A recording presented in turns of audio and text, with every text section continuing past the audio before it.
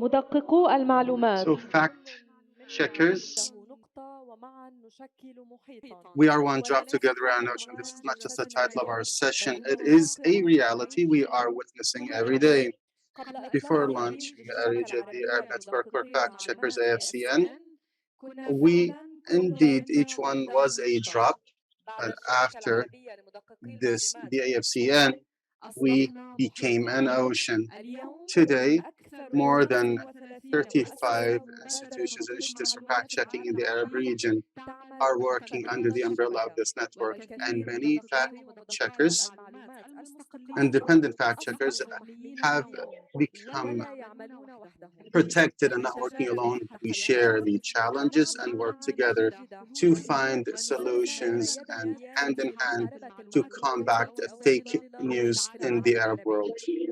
Internationally, we are proud to cooperate with the International Fact-Checking Network, IFCN, and we are very proud with regional networks working on enhancing, supporting fact-checking concept Africa Facts in Africa, Latam Chequea in Latin America, and ACTA in India.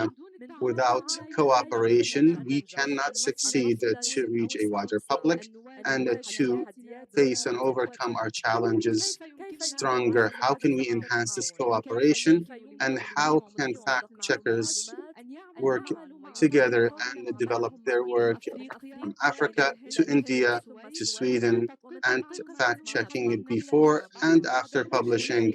There are so many right models which we can utilize this specifically in establishing networks between fact checkers as a horizon for effective cooperation. I am Sajjad Murtada from AFC and ARIJ, and today with us in this session, among the key experts in fact-checking, Peter Johns, a journalist for over 25 years, who began his journey in 1990 and spent most of his career in France press, traveling between Europe, Balkans, West Africa, Asia, and the Pacific. In 2012, he established and founded Africa Check. In 2016, he participating in setting the key principles of fact-checking, which are depended on by over 35 institutions. Jesse Jacob, editor-in-chief of Boom in India. He worked with some of the biggest TV and publishing networks in India. He established the first newsroom in India for fact-checking in 2012. And since then, he is managing a newsroom of 25 fact-checkers in India, Myanmar, and Bangladesh. Neil Hansen, a correspondent and journalist, had global awards. He worked throughout 14 years up to 2018, executive director for Mission Investigate in Swedish TV. Hansen has an experience of over 30 years where he covered over 500 investigative reports. He also won 10 international awards. I will give the floor to each one of our speakers to talk and present their and introduce their presentations, and I will take your questions and via Zoom as well. I will start with Peter. Peter, Africa Check, one of the most important fact-checking institutions in Africa. Today, there are Africa Facts working together in Africa to combat fake news. How did you build this network, and how can fact checkers work together more strongly? Thank you.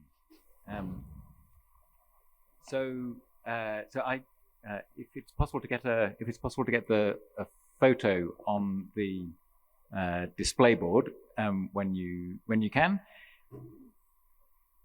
Is that okay? So when it can. Last month, as Sajjad mentioned, we 150 fact checkers from all across Africa met in Nairobi, and so there were fact checkers there from Tunisia, from Libya, from Sudan, I think from Egypt, and many more countries, all the way down to South Africa and Namibia and Zimbabwe and so on. 5 years ago, there were to our knowledge, there were two organizations doing fact-checking, and there we are. So there were 2 organizations doing fact-checking on the continent, and now there are 31 organizations that are members of the Africa Facts network. Since 2014, I show you this because I want to explain, sort of have a look at what's happening and then think about why that is. In 2014, we had the first Global Fact meeting, and you could have fitted everybody who in that room into 2 London taxis, perhaps 3. Glenn is here, he was there, he might fact check me on that. Perhaps 3 London taxis. It's grown enormously, and one of the things that's really striking in the last 2 or 3 years is how these meetings, regional meetings, have grown. So this was Africa Facts last month. In 2017, it was 12 people in a room. In October, Latam Chequea met in Colombia. So fact checkers from all across Latin America. 2 weeks ago, the European fact checkers formed their association and presented that in Brussels. And here we are in Jordan. So you can see there's a very obvious trend that's going on. So the question is why it makes sense when you have an organization like the IFCN that is a global organization. Why is there a benefit in regional fact-checking networks and communities like this? And the answer I give to that is that misinformation, not always, but misinformation very often is a regional problem. It's not purely a national problem. It's not purely a global problem. There are regional differences in the patterns of misinformation, the way it spreads, what drives it, what are the themes. They differ very much between, so Eastern Europe at the moment, it's all dominated by Ukraine and elsewhere. So that's regional, and the challenges are regional too. So if the problem is regional, then what's the solution? There can be different forms of regional solution and regional cooperation that can benefit all the fact checkers in this room. The first one, and I should say, if you can put the second picture next when you can, the first one is communication. So I've been here for 3 days, and I've seen that a lot of that is taking place as these things do. As somebody told me yesterday, in the networking, in meetings over coffee, in the formal sessions and in the informal sessions, and it goes on online when you're not here in person. Communication is very important. What you see in Africa Facts is attribution. So you see people sharing content.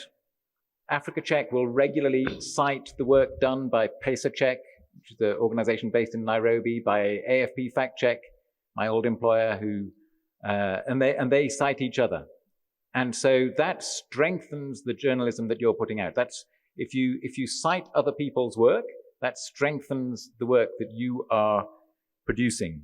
And a third example, and if somebody could put the slide that will help illustrate it, is collaboration and cross-publishing.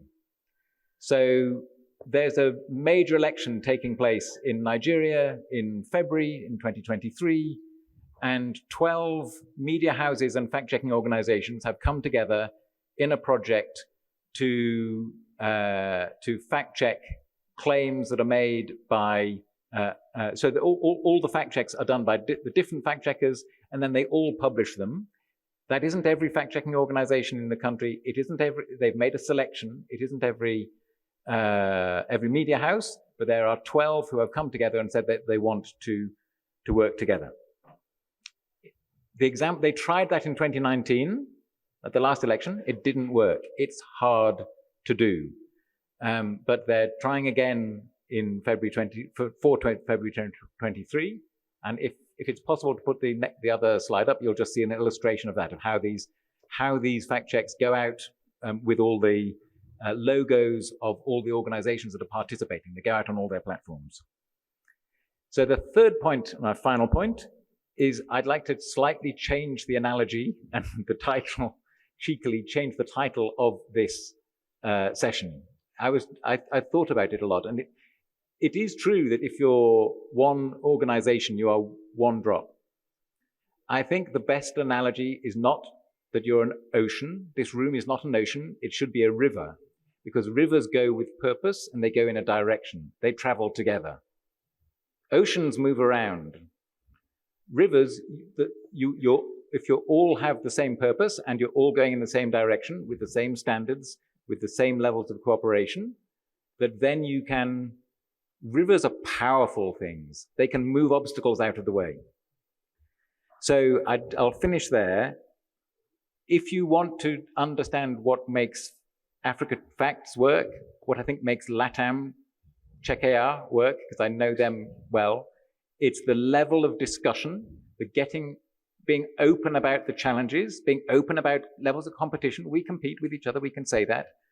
It's being open about the standards and that we all agree to, and doing things like saying, look, if I'm going to share your content, I will attribute that to you. That wasn't my work. I'm going to share your work. I'm going to attribute that to you. I'm going to link to your work. And then I will be enhancing my own work and enhancing yours. And that makes you a river, not an ocean. شكرا جزيلا بيتر. سأنتقل الآن إلى جنسي. جنسي أنشأتم في الهند. Jesse in India established ACTA, which is a network of many fact-checking institutions to enhance your work. How was this cooperation? How did you select it? And how can improve even more in the future? Thank you, Saja. So this is my first time at this forum, and I'm pretty excited seeing and inspired by the conversations that I'm seeing here. We all agree that, coming from the country that I come from, that is India, and the region that y'all are part of, the independent media space is shrinking a lot. And it speaks volumes of the kind of work that all of you are doing. Pretty inspired by the conversations here. So let me come to my presentation. So I run Boom. It's India's first independent fact-checking newsroom, and it's now grown to 3 countries in India, Myanmar and Bangladesh. But I'm not here to speak about Boom, but I'm here to speak about the collaboration that now fact-checking newsrooms in India are doing. Something which I'm assuming that even though we are from different regions and different cultures, we can all agree that journalists don't work together at all. We cannot work together, especially in a country like India, which is so hyper-competitive, hundreds and thousands of television channels, newsrooms, and digital newsrooms.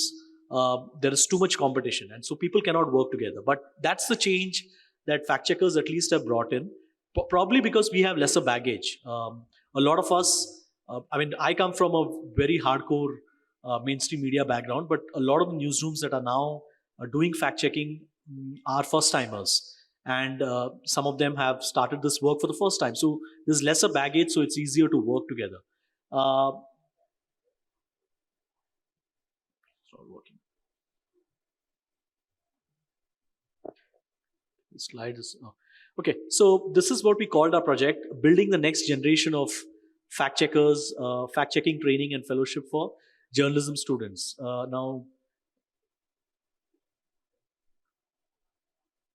So what is this? So we call this coalition Ekta. Now, what is Ekta all about? Now, Ekta, as you all know, or you may not know, but it's called unity. It's the Hindi word for unity. Sorry, it's not working. It means unity in Hindi, formed by 6 independent fact-checking newsrooms and Medan, a global technology non-profit. The names are given there. I'm not reading that out. In 2018, there was an attempt made where loosely formed coalition of fact-checkers came together during one of the state assembly elections. It was a very interesting experiment. We were also a minor partner at that point of time, but it didn't really go anywhere after that. Post that, then COVID happened and all newsrooms were doing their own thing. But it's only in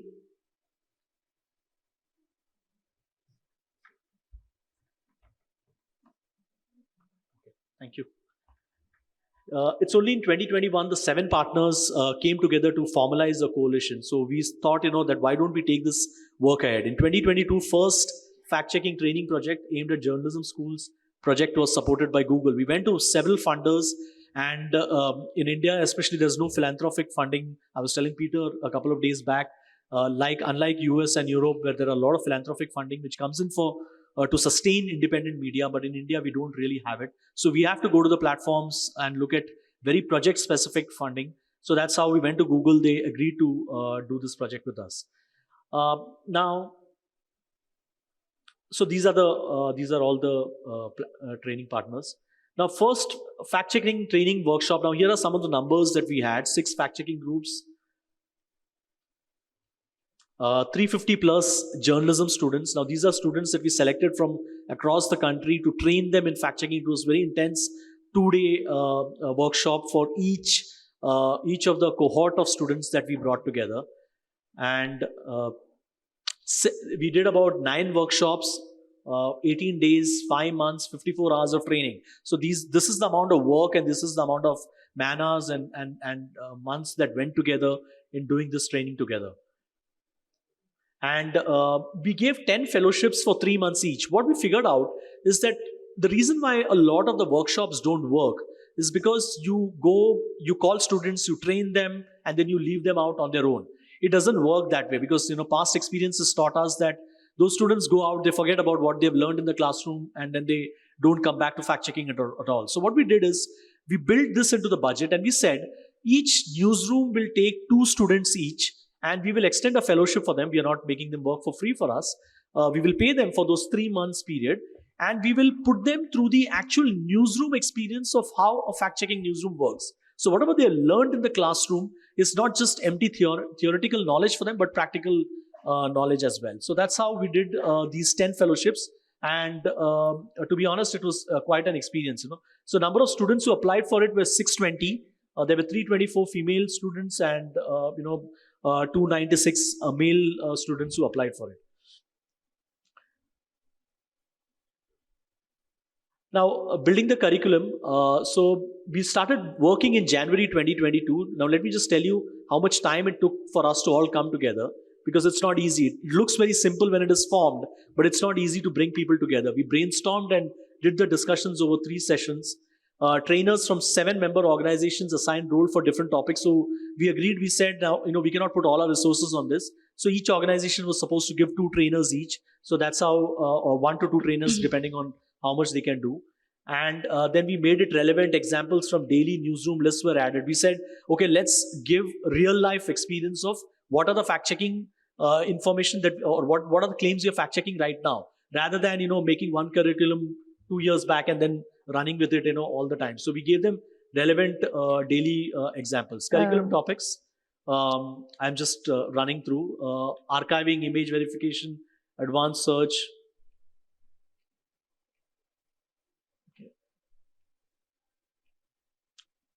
Okay, we did outreach. I'll just run through this. And maybe I can give the presentation if anyone wants it. Okay, sorry, this is not working. So I'll just conclude by saying, see, there have been certain learnings that we have got out of this. The learnings are that when you start working together as newsrooms, you have to ignore what are your shortcomings, because a lot of us have shortcomings. Some are part of the mainstream media organizations, some are digital first newsrooms. If you overlook the shortcomings, and if you come ahead and say, okay, let's learn how to work together on the strengths, then that will be easy. The second thing is the fact that you make a budget, and when you go to the funders, please be very clear about what the budget is going to look like. Don't, suppose if you want $100, don't ask for $200, because funders are extremely smart. They can figure that out. You make a rock solid budget and say, and give line to line funding explanation about why you require that money, because you're not in this to make money at the end of the day. It is actually to extend a cause and to ensure that you do certain things. And what we are now looking for is, actually, we've got 2024 elections, national elections coming up. So we want to form a pop-up newsroom, bring journalists together into one newsroom. There are certain challenges related to technology, about how you can work together using technology. So those are some of the challenges. And I'm happy to hear from fellow fact-checkers here, or even other journalists who worked on these kind of programs, about how you brought diverse newsrooms together. So feel free to reach out to me after this and we can exchange cards. Thank you. شكرا جزيلا جنسي. كان عندنا ورشتين لتدقيق المعلومات قبل We المؤتمر. had 2 fact-checking workshops just before this forum, and we had our regional meeting yesterday for the AFCN, and we had discussions with fact-checkers, and we said that the biggest issue we face is financing. We do not have money or finance to work. So this solution is, of course, could be through cooperation, and we do cooperate with common ideas and projects, so we will have a bigger chance of getting finance. I'd like it to move to Neil, and I would like to talk in a different direction with you, Neil. Let's go to fact-checking before publishing. What is the responsibility of the journalist inside the media outlet to fact-check before publishing, and what are the responsibilities of the fact-checker as well to check the work of the journalist before publishing? What is the importance of all of that? Yes, I'm going to talk about how to avoid making mistakes yourself. In fact, I made a mistake earlier this week before I left Stockholm to go into Amman. I walked right into a glass door and ended up in hospital. That's why I'm looking like this. So it's very easy to make mistakes. So the question is how to avoid them. And I would like to show you how we have been dealing with this at the SVT, Swedish Television investigative program, Mission Investigate. Let me see if I can get a picture up here. That would help a lot. So here we go. Okay.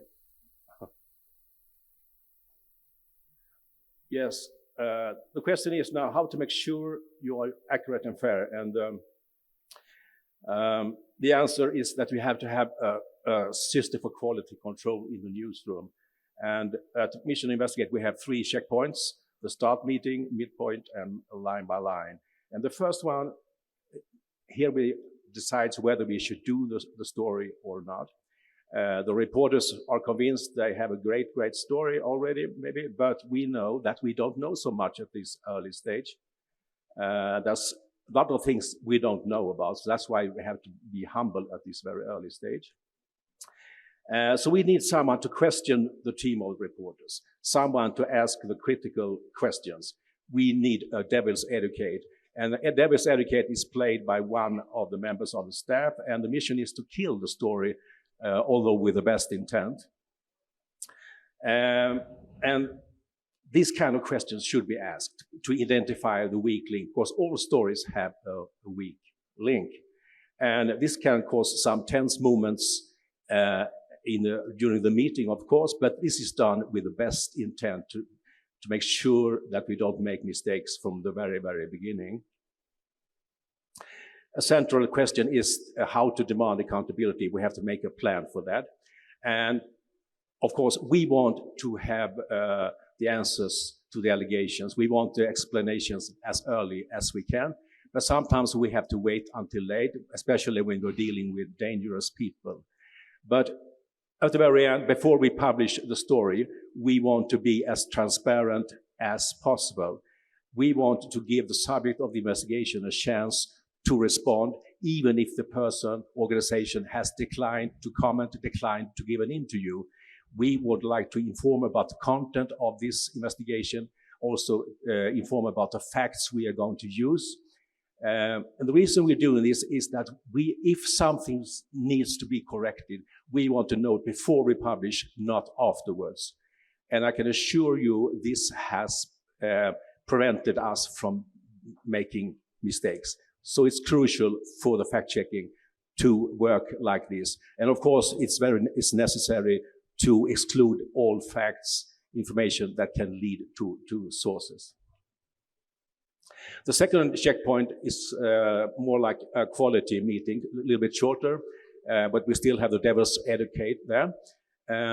Here we discuss quality issues like the big picture. Are we fair against the subject of the investigation? We all know we can tell true facts without telling the truth. And we also know that the team of reporters tends to get hit by tunnel vision. They see a great story at the end of the tunnel. Now it's only a question of confirming this. And this can lead to some problems, that you are so intent to get a scoop that you ignore contradicting facts. That's a big problem, maybe one of the biggest problems with investigative journalism.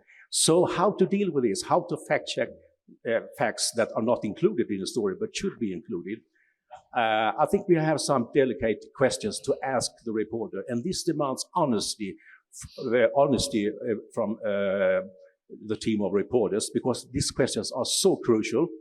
First of all, will other facts change the general picture? It's very easy for the reporter to say no to that. But the second question is a real good one. Will the public be disappointed with you if they knew what you have left out? And we don't want to disappoint our public, do we? And the third question might be even the best. Can we justify the selection in public without losing credibility? Consider that question, and please answer honestly to these questions.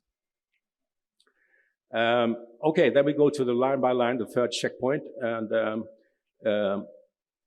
this is really a life-saving method for us. We have been around for over 20 years, and if we hadn't used this method, we would have been an ex-program since many years, and I would have been an ex-editor.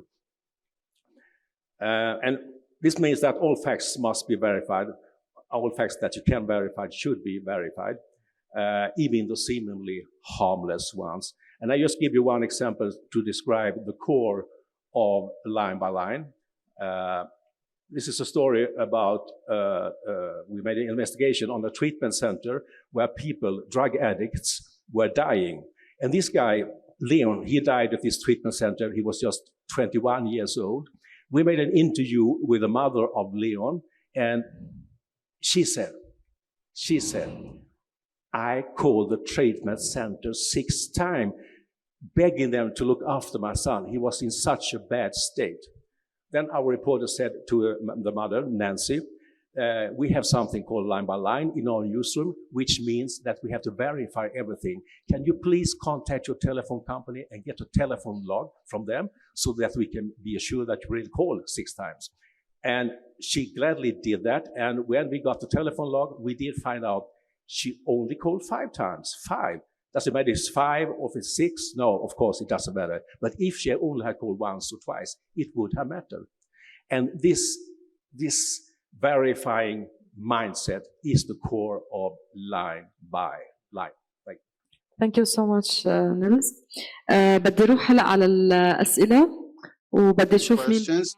Who with us in this room would like to ask or raise the first question? And we'll talk to Fatima bint Bani Ahmed, who is an independent fact checker from Jordan. إذا ممكن تجي لهون على المايك. بداية شكرا. I would like to thank you for all the valuable information. Indeed, you have been a great help to all the knowledge that you have shared with us. I'd like to ask Mr. Peter, there's an additional challenge for the challenges we have in our region, which is the different languages. How did you overcome these different languages? In the Arab region, we only have Arabic, and also our colleague from India, you also have different accents or languages. How did you overcome that as well? And a second question, in Africa, there are a difference of reaching the information. For example, in South Africa, it's different from other African countries. So did you change the methodology throughout past checking to deal with this difference? And thank you. Take Peter and Jesse, but very quickly, please. So first point, languages. I mean, it is so fact-checking organizations in their own countries do work in multiple languages where they have the resources to do that. I lived in Nigeria for many years. Nigeria has more than 400 languages that are spoken 20 of them by more than 1 million people. In many cases, many more than 1 million people. And so organizations try to the best extent that they can to publish their work in multiple languages. That creates complications, but that's something to be done. For Africa Facts itself, we work in English. I mean, I speak French, but a lot of Anglophone African countries don't. Francophone countries are much better at that, at speaking English. And so we do that because it's the easiest way. And I've forgotten the second point. شكرا بيتر. تفضل جنسي. Yeah, so as far as India is concerned, there are 26 official languages and there are hundreds and thousands of dialects. We cannot go into all of that. As far as Boom is concerned, we work in 4 languages across 3 countries. Your question is very relevant because at the end of the day, that is where I feel is going to be the difference between what we call AI fact checking and manual fact checking. Manual fact checking will always exist. The way we overcome that challenge is trying to, whenever we hire people, we see how many languages can they speak. Like for example, one of the very crucial state elections are happening right now. We didn't have a single journalist or fact checker in that language, and we consciously went out and looked for someone who can read and write that language, and that's how we work. So when there are specific elections, we work on specific projects. We hire reporters from that state who work with us for a temporary period. That's the best you can work on it. It's very clear that one organization cannot solve the problem of all languages. شكرا جزيلا. Sajid, can I just, so 30 Yes. seconds to answer. I remembered the second question. So access to information. It'd be ironic if I didn't answer it. Number one, we set up a project called Info Finder, where organizations from across the Africa Facts Network come together to try to identify for other fact checkers and other journalists good sources of information that do exist. Sometimes it's difficult to access because you don't know they're there. Secondly, we campaign as a network on the issue of access to information. It exists in law, it doesn't exist in practice. We campaign on it because it's the biggest challenge that African fact checkers face. وللأسف نواجه نفس المشكلة في العالم العربي وربما بشكل أكبر أيضا. Arab region. I would like to take one question from Zoom. Abdurrahman Ali. He asks a very logical question, and the question is there are skepticisms of non-neutrality of fact checkers and the control on the reports. How can we assess fact-checking centers or platforms? I'd like to listen to you, but very quickly, please, Peter. The simple answer is the IFCN has a code of principles which sets out standards of non-partisanship for people who are verified as signatories. Glenn there sits on the board. I have sat on the board and there are independent assessors who assess these questions. Their assessments are made public, so anybody who is interested by the work of a fact checker can look it up on the website of the Pointer organization in the States.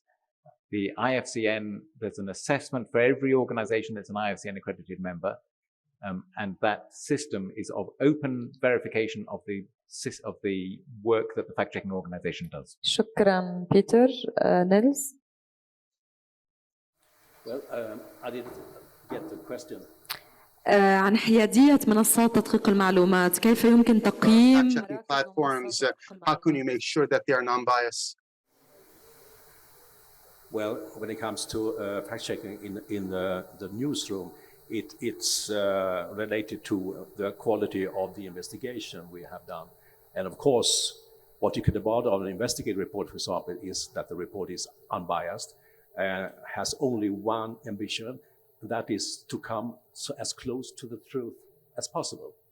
That's the main thing. Then, as I said before, this is also a question to present the relevant facts and never leave relevant facts out of the story. And that's something you have to deal with. That's maybe the most tricky issue we have to deal with as an editor. شكرا نيلز.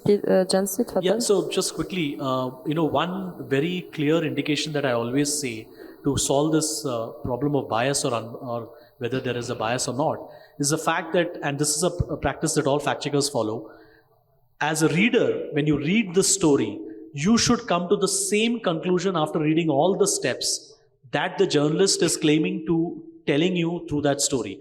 If you are not coming to the same conclusion by looking at the steps, see, that is where a fact-checking story is very different from a normal journalistic story. Because there will be sources in a journalistic story, there will be unnamed sources in a story, but in a fact-checking story, there are no unnamed sources. There will be steps, there will be technological tools that will be used, there will be named sources in the story. After reading through the story, if you can come to the same conclusion, you can be assured that the journalist has done his job and you don't need to be worried about a bias coming into play. شكرا جزيلا. بدي اخذ سؤال من القاعة، عندنا كثير اسئلة بس ما عندنا Well, وقت. unfortunately, we do not have the time for all of them. تفضل. Go ahead. بس إذا ممكن تعرف اسمك Kindly introduce والاسم yourself المدرسة. and who you work for. مرحبا أنا علي سعيد من منصة Ali Saeed from المشاهد platform, Yemen. Thanks to our speakers. سأحكي لكم I'll tell you a story عن of فيديو a منظمة fact-checking الشريعة of a video in Aden in May 2021. وكان أساس And the شغف basis هذا of الفيديو this انتشر video was جداً spread بأن in Aden because the مراكز doctors and the الشرعيين COVID-19 ومنظمة centers المرضى من أجل uh, الحصول على مساعدات. killed the patients in order to التحقق من receive هذا aids. الفيديو When we اتضح أن checked هذا this الفيديو video, انتشر في الهند we found that this تحت video رشح البيت also من spread in قبل India حكومة under the same pretext, كوفيد-19 يقول saying أن that الضروري COVID-19 centers الحصول على are killing مساعدات patients طبية to ومساعدة مالية. receive financial or medical وعند aid. التحقق And أكثر فأكثر the اتضح deeper we أن went هذا in checking الفيديو this video, we found أصله that عن this video was from Bangladesh, وانتشر and it تحت was spread العنوان under الذي أن the title that a mother, شابا يقتل والده a young man في killed his بنغلاديش. father in Bangladesh. كان هذا This الفيديو الذي انتشر video, من بنغلاديش which إلى spread from Bangladesh to Pakistan and reaching Yemen, يعطي انطباع بأن gave the هذه impression الشائعات that the rumors are not just spread on the national level, but they cross borders and spread throughout the whole world. So the question is, are the fact-checking networks, how can they join other international networks? What is the mechanism and what are the tools which will enable platforms to join? Thank you. So a very quick, very simple question is this. I said at the start that, first of all, a lot of misinformation is regional. A lot, in fact, is international. Misinformation spreading from China to Africa to Latin America and what have you. But a lot is regional. And the best way to deal with this is when you see something and it's you're not convinced it's from your own country, you can ask the wider network. And we see that happen all the time with the Africa Facts Network. Is somebody says, I've got this video, I don't think it's Kenya, my own country or whatever it is.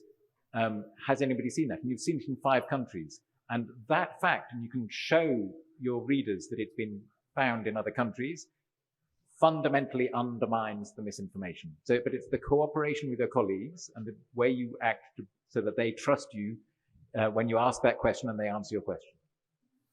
مين بحب يجاوب كمان على السؤال؟ جنسي بتحب I remember the story, and it was quite a horrific video. And I remember we also fact-checked that story. So the way to work around this is to actually be in touch with fellow fact-checkers across the world, or at least in the region. I remember I wrote a story about plastic rice. I don't know how many of you remember this, that in between there was this trend of people coming together and forming a ball of starched rice and bouncing it on the table and saying that it is plastic rice. That story traveled from Southeast Asia to Africa to traveled all the way through the entire Middle East region. Finally, it came to India. And when I went and looked at all the videos over the last 12 months, I was able to make that network and spoke to some of the fellow fact checkers in Africa and other regions and found out that why that video was circulating there, and then was able to fact check that. So the only way you can do that is to be in touch with fact checkers around the world and be a phone call away or an email away. Anytime you want to reach out to us about anything in India, feel free to do that, and we are very glad to help. شكرا جنسي. رح اخذ اخر سؤالين. سؤال من الزوم من Zoom, one of the followers, Fatima Gharib, is asking about the official resources and how can we trust them. Question to you, Niels. Official researchers. Yes. What is the definition of that? I don't know what that is. يعني تقصد المصادر الرسمية التابعة، يعني المصادر التابعة للحكومات أو Officials or authorities in the country, how can we trust them? Well, we cannot trust them. That's the easy answer. And that's why we need journalists, especially investigative journalists, who have the competence and resources to really question what they're saying and go quite deep into doing that. That's why we need us. Everybody here. شكرا. رح اخذ اخر سؤال، تفضل من القاعة. بس ممكن تعرف عن Kindly حالك introduce أكثر؟ yourself and raise the question. George Cruzo from Palestine.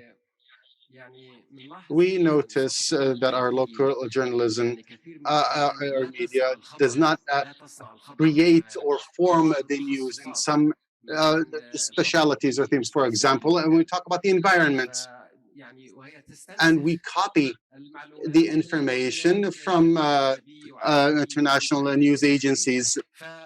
So how, in such a case, can we check the information and to make sure they are accurate? The second point, writing about specialized topics such as the climate or environment, we notice that sometimes the texts are edited in general in the same way followed as if we're writing a political news, and this could weaken the accuracy of the information. So the common method in some areas, editing the news, for example, we talk about the climate and the environment, and they have their own style to write the news, and it requires specific experience. What do you think of this comparison? I would like to kindly quick answers.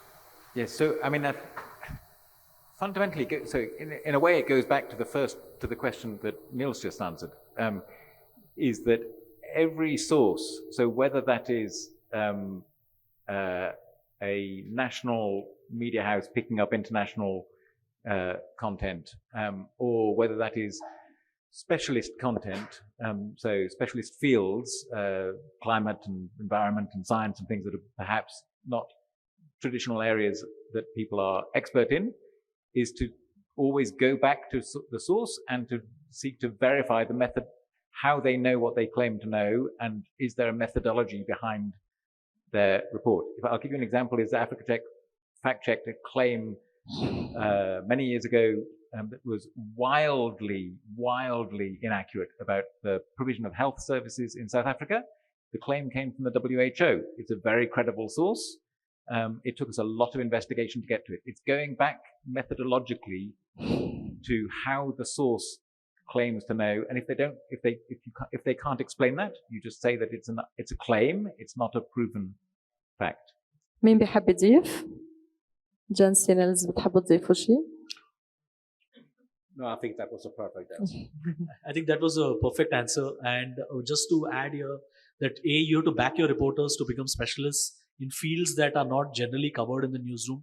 Environment and climate reporting is a very big area. I think most fact checkers in the world are struggling with it. That's why there are some specialized people who are doing that. But as Peter said, go back to the source. In fact, at Boom, we have a policy.